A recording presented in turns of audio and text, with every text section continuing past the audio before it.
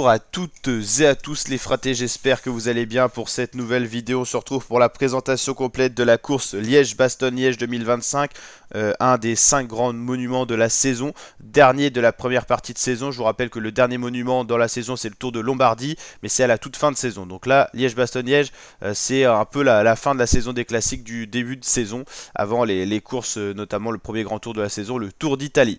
On va regarder un petit peu justement les 175 engagés, les favoris, le palmarès, tout ça, le parcours. On va regarder tout ça dans la vidéo. Tous les regards seront tournés vers le duel tant attendu entre Tadej Pogačar, le champion du monde, et Remco Evenepoel. Tadej Pogačar également le tenant du titre de Liège-Bastogne-Liège. Remco Evenepoel, double vainqueur en quête de revanche. Donc il y a 175 coureurs sur cette course-là, un duel entre Pogačar et Evenepoel attendu pour la doyenne. Ça sera donc dimanche 27 avril sur 252 km que ces coureurs-là vont s'affronter. 111e édition de Liège-Bastogne-Liège, 4e monument de la saison. C'est la doyenne des classiques, c'est la plus vieille.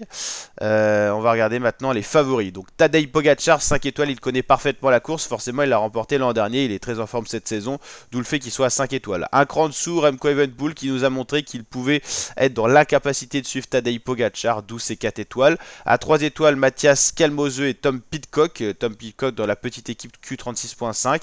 2 étoiles, Kevin Vauquelin qui nous a montré qu'il marchait plutôt bien, notamment dans le mur de Huy, et Romain Grégoire.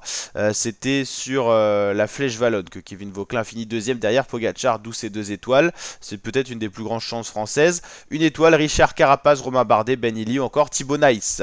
Le dénouement de cette doyenne 2025 est attendu avec impatience, promettant une bataille épique pour succéder à Tadej Pogačar. Ça sera peut-être Tadej Pogačar lui-même qui va succéder. Course légendaire, donc forcément coureur légendaire. La UAE, Tadej Pogačar, il y a qui dans cette équipe? Il y a Domen Novak, il y a Brandon McNulty, l'américain, Félix Großschartner, l'autrichien, Stekard Vegard Langen, Pavel Sivakov ou encore Florian Vermersch. La pique-nique post-NL avec Romain Bardet, dernière saison, je vous rappelle qu'il prendra sa retraite à l'issue de la saison, Oscar Onley, Kevin Vermarke, Warren Barguil, Romain Combo, Chris Hamilton ou encore Enzo Lange 2. Donc on va dire que pour la UAE, le leader c'est Pogačar, pour la pique-nique post-NL c'est Romain Bardet.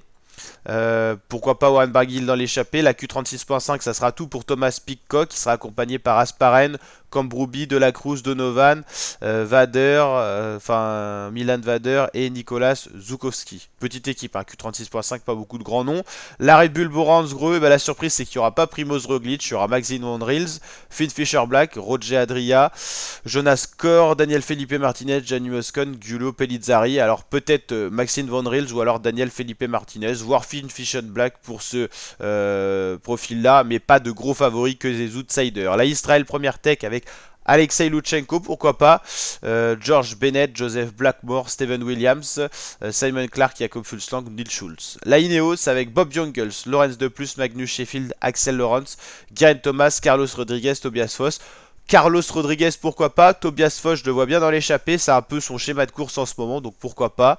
La Lidl Trek, Andrea Badjoli, Thibaut Nice, Mathias Kelmose. Là, c'est un leader pour la victoire finale. Julien Bernard, pourquoi pas. Giulio Ciccone, Patrick Conrad et Odo Vergade.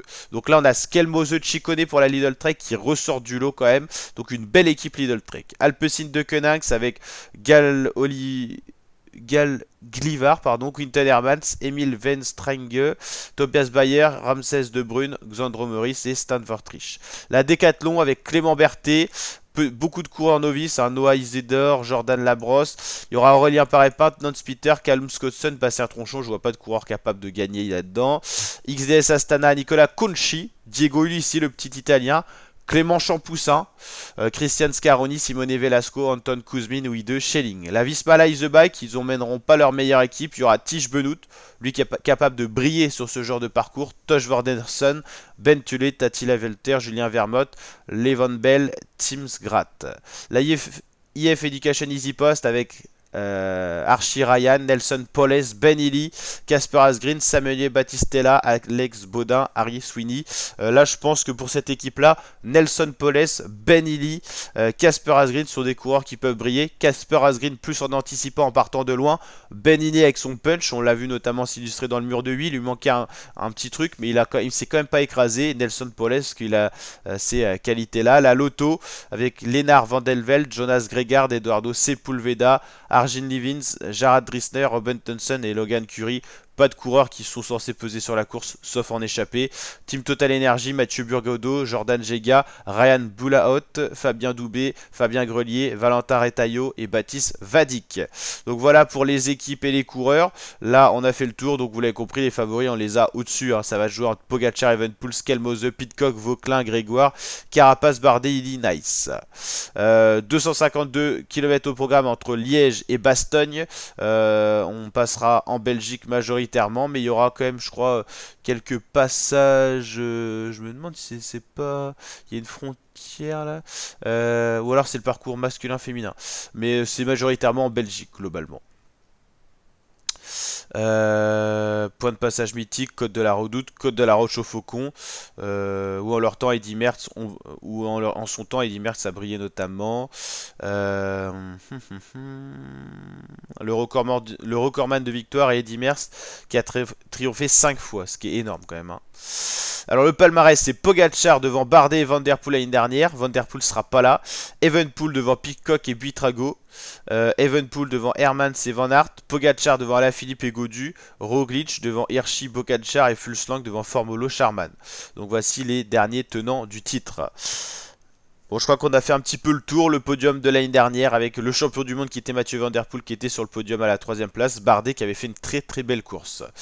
N'hésitez pas à liker la vidéo si cette présentation vous a plu, vous abonner, partager. Je vous dis à très bientôt les fratés pour de prochaines vidéos. Portez-vous bien.